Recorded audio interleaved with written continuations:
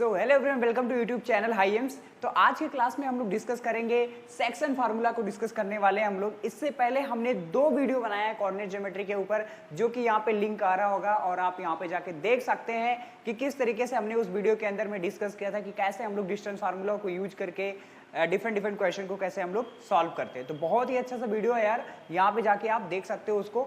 अगर वो वीडियो आपने नहीं देखा है तो ये जो सेक्शन फार्मूला है इसको समझने में थोड़ा सा आपको डिफिकल्ट हो सकता है कि जो भी जहाँ पे भी डिस्टेंस फार्मूला का कॉन्सेप्ट यूज होगा वहाँ पे आप क्या कर जाओगे, उस क्वेश्चन को लैग कर जाओगे और नहीं सॉल्व कर पाओगे। तो मेरा सबसे पहले आपसे सजेशन यही है यार कि ये जाके वीडियो पहले देख लो डिस्टेंस फार्मूला का। ये कोऑर्डिनेट ज्योमेट्री का जो मैंने फर्स्ट वीडियो बनाया था, जो इंट्रोडक्शन वीडियो था, जिसमें हमने डिस्टेंस फार्मूला को आपको समझाया था कि किस तरीके से हम लोग डिस्टेंस फार्मूला को यूज करते हैं।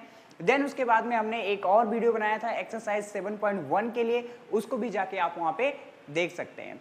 तो यार स्टार्ट करते हैं, आज हम लोग सेक्शन फार्मूला स्टार्ट करते हैं। एक बहुत ही इंपॉर्टेंट टॉपिक है आपके बोर्ड के पॉइंट ऑफ व्यू से, तो उसको भी हम लोग फटाफट यहाँ पे समझ लेते हैं। तो यार यहाँ पे ध्यान से देखोगे आप लोग कि सेक्शन फार्मूला क्या होता है। सेक्शन फार्मूला क्या होता है कि अगर हम लोग क्या करें, हमारे पास अगर कोई भी एक लाइन सेगमेंट है इस तरीके से, ए भी एक हमारे पास क्या है, एक लाइन सेगमेंट है। और यहाँ पे मैं आपको बता देता हूँ कि जो सेक्शन फार्मूला होते हैं वो 2 टाइप के होते हैं, एक इंटरनल डिवीजन होते हैं और एक क्या होते हैं, एक्सटर्नल डिवीजन होते हैं। तो आपके सिलेबस में सिर्फ और सिर्फ क्या है, इंटरनल डिवीजन दिया हुआ है और वहीं पे हम लोग क्या करेंगे, सिर्फ और सिर्फ इंटरनल डिवीजन के बारे में बात करेंगे, एक्सटर्नल डिवीजन के बारे में बात नहीं करेंगे, क्योंकि वो आपके सिलेबस में नहीं है और उसके ऊपर क्वेश्चन भी नहीं आएगा। तो फालतू का टाइम वेस्ट करने की जरूरत नहीं है। तो यार सबसे पहले मैं आपको समझा देता हूँ कि ये हमारे पास एक लाइन सेगमेंट है। अगर इस लाइन सेगमेंट को कोई सा पॉइंट यहाँ पे हमने ले लिया, यहाँ पे एक पॉइंट है P, ये P पॉइंट अगर क्या कर रहा है, अगर ये P पॉइंट क्या कर रहा है, इन लाइन सेगमेंट को m रेशियो n में क्या कर रहा है, डिवाइड कर रहा है। क्या कर रहा है, m रेशियो n में डिवाइड कर रहा है। अब m और n क्या हो सकता है, कुछ भी हो सकता है, ठीक है। तो m और n रेशियो में डिवाइड कर रहा है और यहाँ पे अगर a का जो हमारे पास कोऑर्डिनेट है वो x1 है, ये y1 है, और जो v का कोऑर्डिनेट है वो क्या हमारे पास x2 है और क्या है, y2 है। तो आपको क्या करना पड़ेगा, ये जो हमारे पास अगर इसके कोऑर्डिनेट को x कॉमा हमने y लेट कर लिया, तो आपको क्या करना पड़ेगा, p के कोऑर्डिनेट को क्या करना है, हमें फाइंड करना है। तो यार इसका डेरिवेशन भी होता है, बहुत ही लेंदी सा डेरिवेशन होता है, लेकिन आपको डेरिवेशन जो है वो जरूरी नहीं है, क्योंकि वो आपके एग्जामिनेशन में नहीं पूछा जाता है। तो इसीलिए मैं डायरेक्ट फार्मूले पे बात करूंगा और देन उसके बाद में हम लोग इसके एग्जाम्पल्स को सॉल्व करेंगे।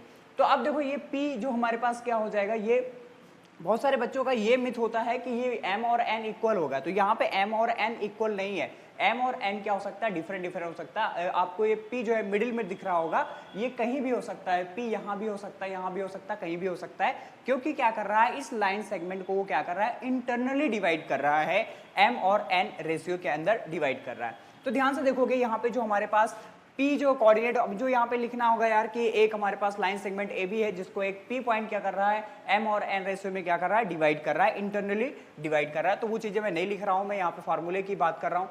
तो P इक्वल टू देखो हमारे पास यहाँ पे क्या हो जाएगा, इसका जो कोऑर्डिनेट होता है वो क्या होता है हमारे पास, वो यहाँ पे देख लेते हैं हम लोग। तो होता है mx2 प्लस nx1 अपॉन में क्या हो जाएगा, m प्लस n हो जाएगा।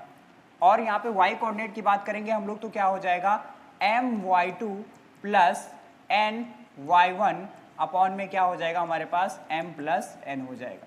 तो ये हमारे पास होता है, ये जो हमारे पास p होगा इसका क्या हो जाएगा, कोऑर्डिनेट हो जाएगा। यहीं पे अगर हम लोग बात करें कि जो x कोऑर्डिनेट होगा वो क्या हो जाएगा हमारे पास, mx2 प्लस nx1 अपॉन में क्या होगा, m प्लस n हो जाएगा। ये हमारे पास x कोऑर्डिनेट हो गया। और यहीं पे अगर हम लोग बात करें कि y कोऑर्डिनेट क्या हो जाएगा, तो ये हो जाएगा हमारे पास my2 प्लस ny1 अपॉन में क्या हो जाएगा, m प्लस n हो जाएगा।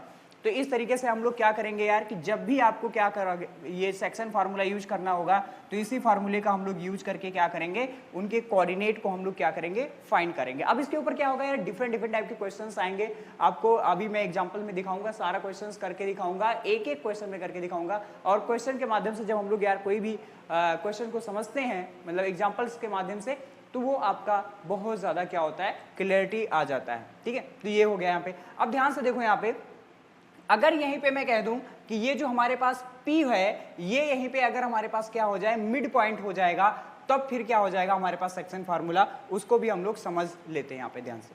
तो यहाँ पे ध्यान से देखोगे कि अगर हमारे पास एक लाइन सेगमेंट है इस तरीके से A और B, जिसका हमने कोऑर्डिनेट x1 y1 लेट किया था और ये क्या x2 और y2 लेट किया था, और यहाँ पे हमारे पास अगेन हमने यहाँ पे एक P पॉइंट लेट किया।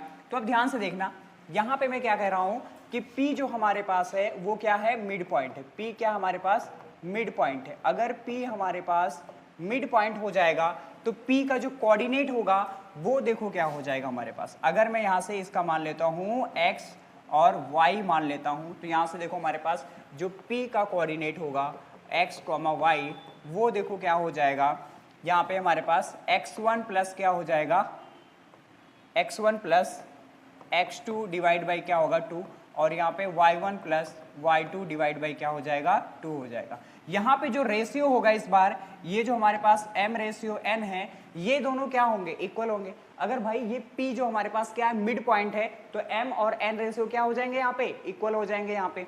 तो इस वाले में हम क्या हो जाएगा, यहाँ पे मिड पॉइंट अगर है तो m और n क्या होगा हमारे पास, इक्वल हो जाएगा। ठीक है, तो ये हमारे पास आ जाएगा। यहाँ से x कोऑर्डिनेट क्या होगा, x1 plus x2 divide by 2 हो जाएगा, और जो हमारे पास y कोऑर्डिनेट होगा वो हो जाएगा y1 plus y2 divide by क्या हो जाएगा 2 हो जाएगा।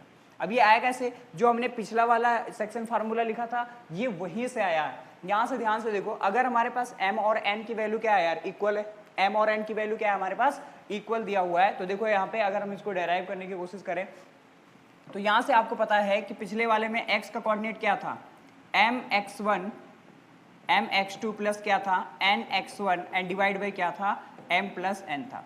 अब m और n इक्वल है तो आप क्या कर सकते हो, n के प्लेस पे m को पुट कर सकते हो, तो यहाँ पे ये हो जाएगा और नीचे क्या होगा m प्लस m हो जाएगा। तो आप मुझे बताओ कि यहाँ से क्या हो जाएगा, m कॉमन हो जाएगा और x2 प्लस x1 आ जाएगा और नीचे क्या हो जाएगा 2m, तो m से m कैंसिल आउट हो जाएगा और यहाँ से हमारे पास क्या आ जाएगा भाई, x क्या आ जाएगा x2 plus x1 divide by क्या हो जाएगा 2। अब x2 प्लस x1 लिखो या x1 प्लस x2 लिखो, बात क्या है, बराबर है। तो ये क्या है, पिछले वाले फॉर्मूले से हमने ये यहाँ पे निकाला हुआ है। तो ये चीजें आप देख सकते हो, यहाँ पे यही हमारा क्या होता है, मिड पॉइंट फार्मूला होता है। तो जब भी क्या होगा, मिड पॉइंट का क्वेश्चन आएगा तो हम लोग क्या करेंगे, डायरेक्ट क्या कर लेंगे, ये जो x1 है और x2 को ऐड करेंगे और डिवाइड कर देंगे 2 से, तो x का कोऑर्डिनेट आ जाएगा, और y1 प्लस y2 को ऐड करेंगे और 2 से डिवाइड करेंगे तो क्या आ जाएगा हमारे पास, y का कोऑर्डिनेट आ जाएगा। तो ये मिड पॉइंट फार्मूला है और ये हमारे पास क्या है यार, सेक्शन फार्मूला है, जिसको आप आसानी से यहाँ पे नोट कर सकते हो, लिख सकते हो कि किस तरीके से यहाँ पे सेक्शन फार्मूला लिखा गया। ठीक है, तो देख लो इसको किस कैसे करना है, आपको एक बार नोट कर लो, देन उसके बाद में हम लोग इसके एग्जाम्पल्स को समझते हैं। नाउ तो अब देखो ध्यान से, अब यहाँ पे समझने की कोशिश करते हैं हम लोग। ये हमारे पास क्या दिया हुआ है, एग्जाम्पल नंबर 6, यहाँ पे देख सकते हो, ये एनसीईआरटी का ही मैंने वहां से ही उठाया है। देखो यहाँ पे क्या लिखा हुआ, find the coordinate of the mid point, find the coordinate of the points which divides the line segment joining the points this and this। ठीक है, अब ध्यान से देखो, यहाँ पे हमारे क्या दिया हुआ है, ये एक लाइन सेगमेंट है A और हमारे पास क्या है, B दिया हुआ है। ठीक है, हमने लेट कर लिया। तो यहाँ पे इसका कोऑर्डिनेट दिया है 4,-3 और जो हमारे पास दूसरा वाला है उसका कोऑर्डिनेट दिया है 8,5 दिया हुआ है। अब इसको क्या कर रहा है, कोई एक पॉइंट क्या कर रहा है, इसको क्या कर रहा है, डिवाइड कर रहा है, कितने, 3:1 में क्या कर रहा है, डिवाइड कर रहा है इसको।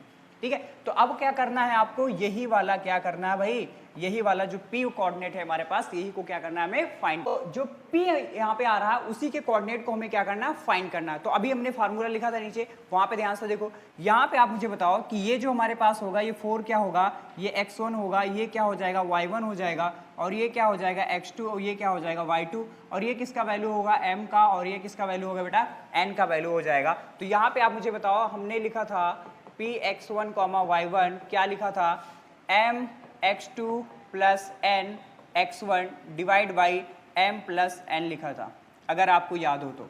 यहाँ पे क्या हो जाएगा, m y2 प्लस क्या होगा, n y1 डिवाइड बाई क्या होगा, m प्लस n हो जाएगा।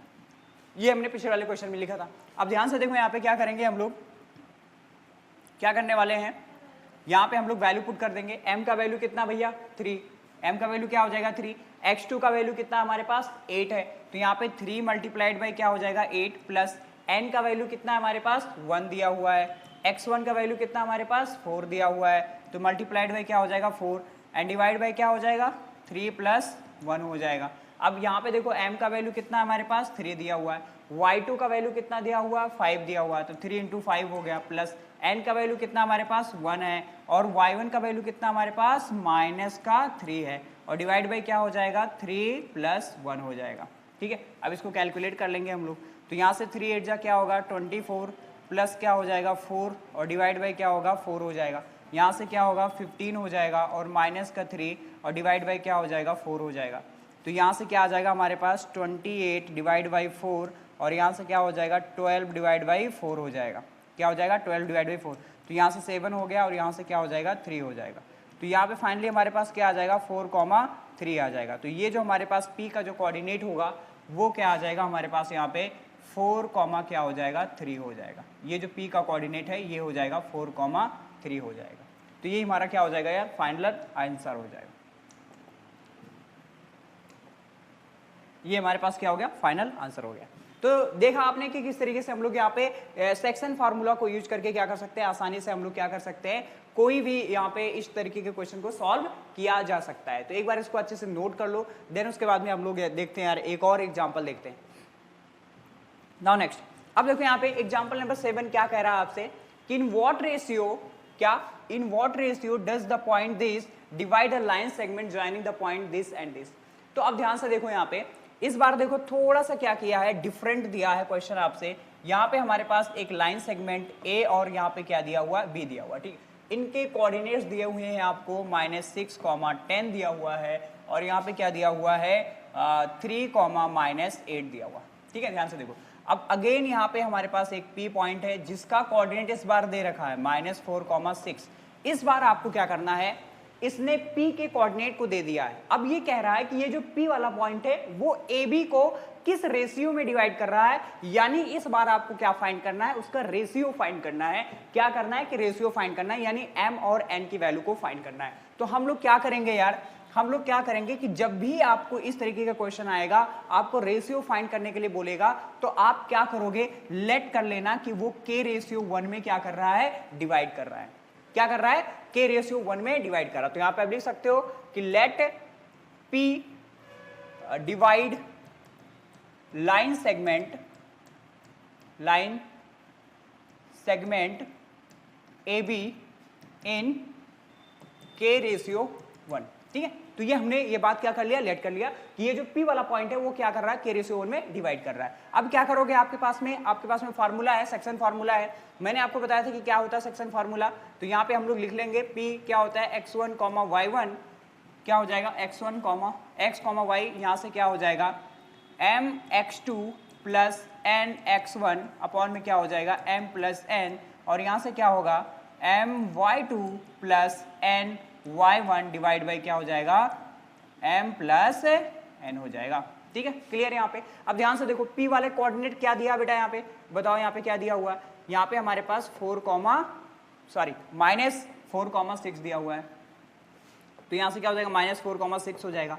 अब ध्यान से देखो यहाँ पे, अब m का वैल्यू क्या हो जाएगा हमारे पास, ये m का वैल्यू है, ये n का वैल्यू है, ठीक है। और यहाँ पे आपको पता है ये हमारे पास क्या है, x1 है, ये y1 है, ये x2 है और ये क्या हमारे पास y2 है, ठीक है। अब सारे वैल्यू को यहाँ पे हम लोग क्या करेंगे, पुट कर देंगे। तो m का वैल्यू क्या हो जाएगा हमारे पास k हो जाएगा, x2 का वैल्यू क्या हो जाएगा हमारे पास 3 हो जाएगा। तो यहाँ पे मैं डायरेक्ट यहाँ पे k ना लिख के हम लोग यहाँ पे लिख देते हैं 3k लिख देते हैं, ठीक है। प्लस n का वैल्यू क्या हमारे पास 1 दिया हुआ है, x1 का वैल्यू क्या दिया हमारे पास -6 दिया हुआ है। तो यहाँ पे क्या हो जाएगा -6 हो जाएगा और नीचे क्या हो जाएगा हमारे पास k+1 हो जाएगा। ऐसे m का वैल्यू क्या है हमारे पास, y2 का वैल्यू क्या दिया हुआ है -8 दिया हुआ है, तो -8k हो जाएगा और n का वैल्यू 1 दिया हुआ है, y1 का वैल्यू 10 दिया हुआ है, तो प्लस का क्या हो जाएगा 10 हो जाएगा और नीचे क्या हो जाएगा k+1 हो जाएगा। बताओ यार क्या ये बात आपको समझ में आ रहा है। तो यहाँ पे ये हमारे पास क्या आ रहा है, ये P का कोऑर्डिनेट आया है, तो P का ये क्या होगा, ये वाला जो होगा हमारे पास वो क्या होगा, x का कोऑर्डिनेट होगा और ये वाला क्या हो जाएगा, y का कोऑर्डिनेट हो जाएगा। तो x का कोऑर्डिनेट क्या है यहाँ पे हमारे पास, यहाँ पे हमारे पास क्या हो जाएगा -4 = 3k-6 और ये क्या हो जाएगा k+1 हो जाएगा। अब इसको क्रॉस मल्टीप्लाई कर दो तो -4k - 4 = 3k - 6 हो जाएगा। अब ध्यान से देखना है, इसको मैं इधर सॉल्व करता हूँ, यहाँ से क्या हो जाएगा -4k और इधर से क्या हो जाएगा -3k इक्वल टू क्या हो जाएगा -6 और इसको माइनस को इधर लाओगे तो क्या हो जाएगा +4 हो जाएगा। तो यहाँ से -7k इक्वल टू क्या आ जाएगा भाई हमारे पास यहाँ पे -2, तो माइनस से माइनस मर जाएगा और k इक्वल टू क्या आएगा 2/7 आ जाएगा। k इक्वल टू क्या आ जाएगा भाई 2/7 आ जाएगा। अब आप मुझे बताओ कि हमने m रेशियो n को क्या लेट किया था, k रेशियो 1 लेट किया था, तो यहाँ से क्या हो जाएगा m/n इक्वल टू क्या होगा k/1 होगा और k का वैल्यू हमने क्या फाइंड किया यहाँ पे, क्या फाइंड किया यहाँ पे 2/7 फाइंड किया है। तो यहाँ से ध्यान से देखो बेटा क्या हो जाएगा, यहाँ पे हमारे पास जो आ जाएगा m/n जो होगा वो क्या होगा 2/7 और m रेशियो n जो होगा वो क्या हो जाएगा 2/7 हो जाएगा और यही हमारा क्या होगा आंसर हो जाएगा।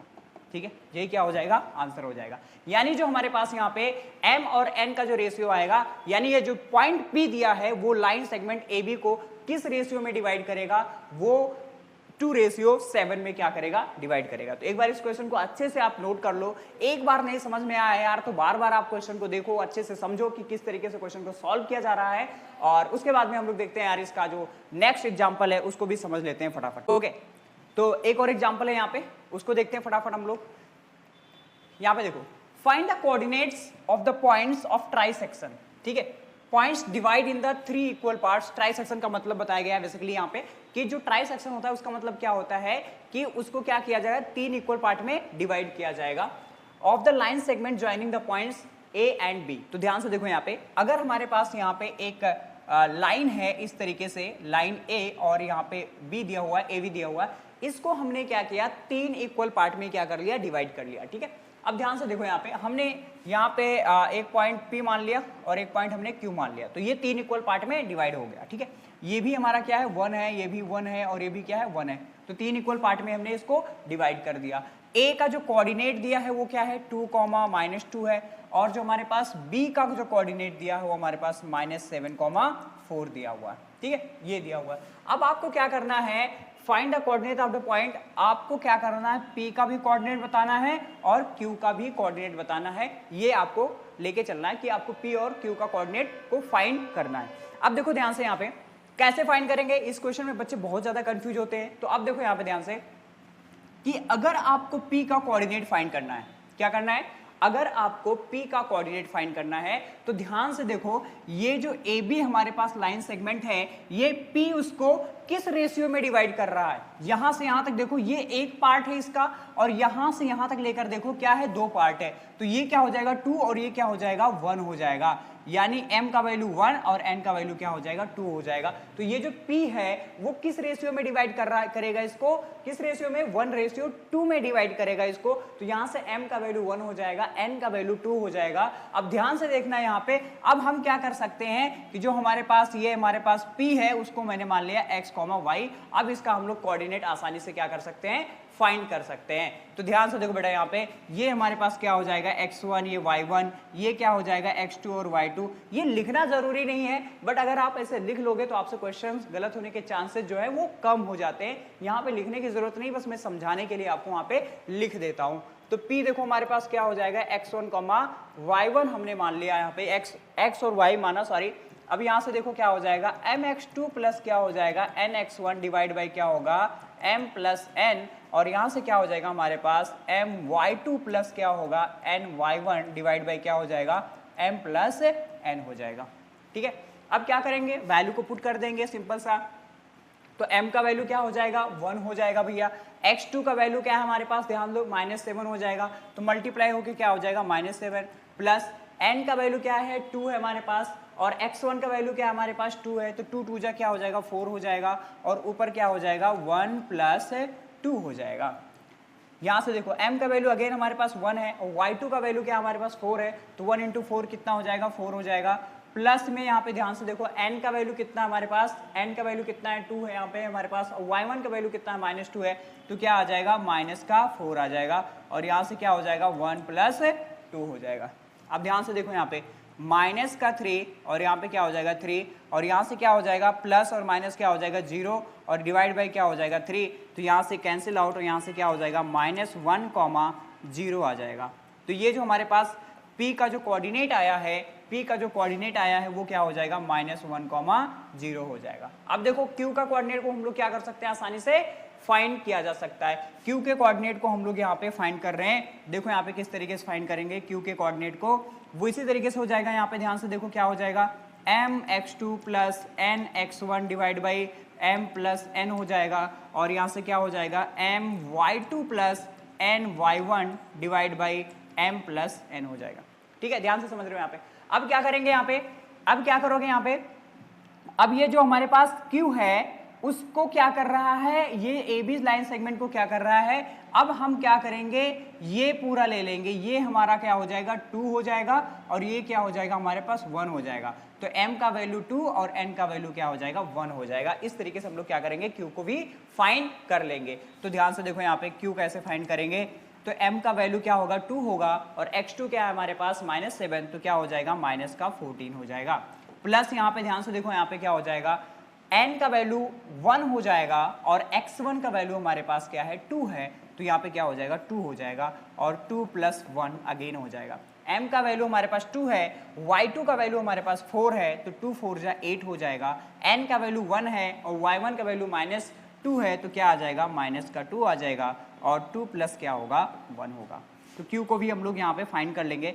यहाँ से आ जाएगा -12 डिवाइड बाई 3, और यहाँ से हो जाएगा हमारे पास 6 डिवाइड बाई 3, तो 3 4 जा हो जाएगा, और 3 2 जा हो जाएगा। तो फाइनली यहाँ पे जो Q आ जाएगा हमारे पास वो -4, क्या आ जाएगा 2 आ जाएगा। तो यहाँ से हमने Q को भी फाइंड कर लिया। तो इस तरीके के क्वेश्चन भी आपके एग्जामिनेशन में पूछे जाते हैं यार, कि अगर ट्राई सेक्शन आ गया और कोई भी सेक्शन आ जाए, आसानी से आप क्या कर सकते हो, फाइंड कर सकते हो। आई थिंक आपको ये समझ में आया होगा। क्वेश्चन बहुत ही आसान है, एक बार आप सेक्शन फार्मूला को अच्छे से याद कर लीजिए, सेक्शन फार्मूला को अच्छे से पढ़ लीजिए, फिर आप किसी भी तरीके के क्वेश्चन को आसानी से टैकल कर सकते हैं, आसानी से आप उसको सॉल्व कर सकते हैं विदाउट एनी प्रॉब्लम। ओके, चलो यार इसको लिख लो अच्छे से, देन हम लोग देखते हैं उसके बाद में इसका जो नेक्स्ट क्वेश्चन है।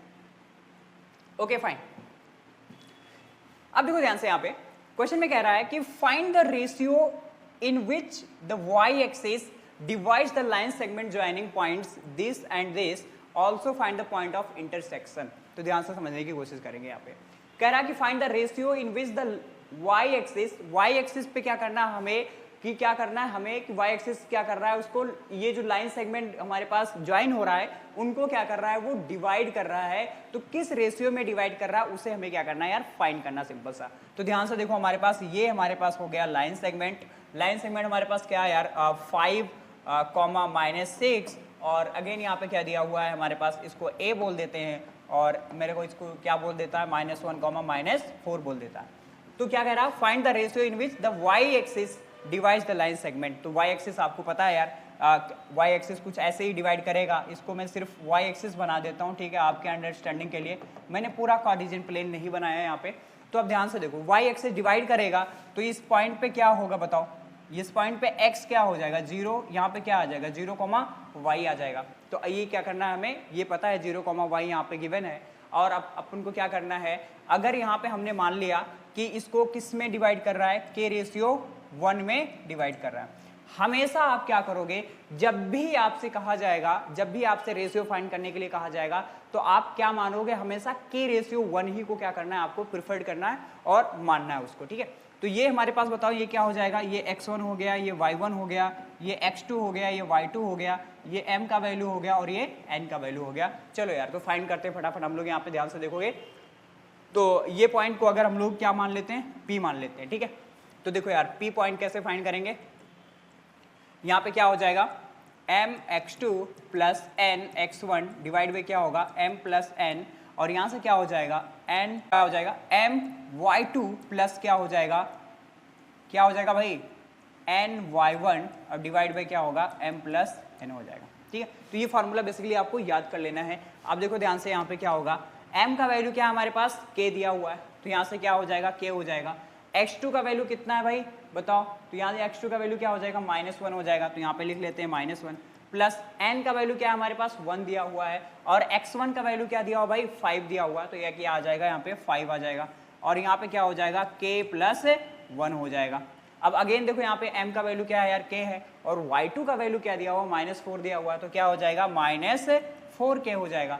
n का वैल्यू 1 है, y1 का वैल्यू -6 है, तो -6 आ जाएगा और यहाँ पे क्या हो जाएगा k + 1 आ जाएगा।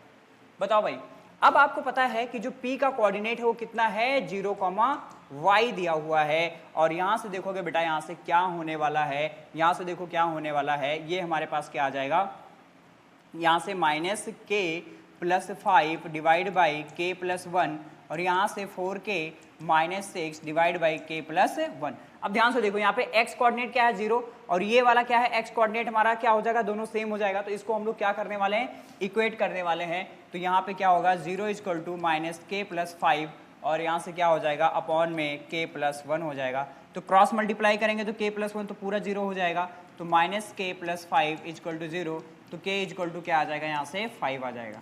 तो k आज क्या आ जाएगा हमारे पास 5 आ जाएगा। और ध्यान से देखो यहाँ पे हमने क्या बताया कि m/n को हमने क्या लेट किया, k/1 में लेट किया है, तो यहाँ से क्या हो जाएगा m/n जो होगा वो क्या हो जाएगा 5/1 आ जाएगा। तो यहाँ पे आपको पता होगा यार कि हमारे पास क्या आ जाएगा 5/1 आ जाएगा। तो यहाँ पे हमारे पास ये जो y एक्सिस होगा ये क्या करेगा, इस लाइन सेगमेंट AB को 5/1 में क्या करेगा, डिवाइड करेगा। यही हमारा क्या करना था, बेसिकली आंसर बताना था। और उसके बाद में कहा है कि find the point of intersection, हमें क्या बताना है यार, पॉइंट ऑफ इंटरसेक्शन भी बताना है। तो अब देखो हमें क्या करना है, इस y के वैल्यू को निकाल लेना है। अब आपको क्या k का वैल्यू पता चल गया, k क्या हमारे पास 5 है, तो ये बताओ ये वाला जो पॉइंट है हमारे पास, ये वाला जो कोऑर्डिनेट है इसके y के साथ में क्या करेंगे, इक्वेट कर देंगे। तो यहाँ ध्यान से देखो यहाँ पे क्या हो जाएगा, y = क्या हो जाएगा -4, k का वैल्यू 5 है, -6 एंड डिवाइड बाई क्या हो जाएगा 5 + 1। तो इसको सॉल्व करेंगे फर्दर तो क्या हो जाएगा -20 -6 डिवाइड बाई क्या हो जाएगा हमारे पास 6 आ जाएगा। तो यहाँ से क्या होगा हमारे पास -26 डिवाइड बाई 6, तो यहाँ से क्या होगा 13 और यहाँ से हो जाएगा 3, तो यहाँ से हमारे पास -13/3 आ जाएगा। तो ये जो y का वैल्यू है -13/3 हो जाएगा। तो ये हमारे पास इंटरसेक्शन पॉइंट हो गया हमारे पास 0, -13/3। बेसिकली कहने का मतलब क्या क्या है कि किस पॉइंट पे वो इंटरसेक्ट कर रहे हैं, मतलब लाइन सेगमेंट और जो हमारे पास y एक्सिस है वो किस पॉइंट पे इंटरसेक्ट करेंगे। तो सिंपल सा ये यार क्वेश्चन था, तो इसको एक बार अच्छे से नोट करें, अच्छे से सॉल्व कर लें, ठीक है। तो ये सारे एग्जांपल्स थे इस चैप्टर के जो हमने यहाँ पे डिस्कस किया। इसके बाद में जो हमारा एक्सरसाइज होगा वो 7.2 होगा, तो उसको यार हम लोग मोस्ट प्रॉब्ली कि हम लोग नेक्स्ट वीडियो में क्या करेंगे, डिस्कस करेंगे। अभी वीडियो का लेंथ ज़्यादा हो जाता है तो फिर प्रॉब्लम होता है उसको एक्सट्रैक्ट करने में, एडिट करने में, ठीक है। तो इस वीडियो में इतना ही। अगर आपको इससे रिलेटेड, सेक्शन फार्मूला से रिलेटेड कोई भी क्वेरी है या किसी भी इस वाले चैप्टर में किसी भी टॉपिक पे आपको प्रॉब्लम हो रहा है तो प्लीज़ हमें कमेंट करके ज़रूर बताइए। आपके कमेंट का हमें बेसब्री से इंतजार रहता है। तो इस वीडियो में इतना ही, मिलता हूँ मैं आपसे नेक्स्ट वीडियो में, तब तक के लिए आप पढ़ाई करते रहिए। All the very best.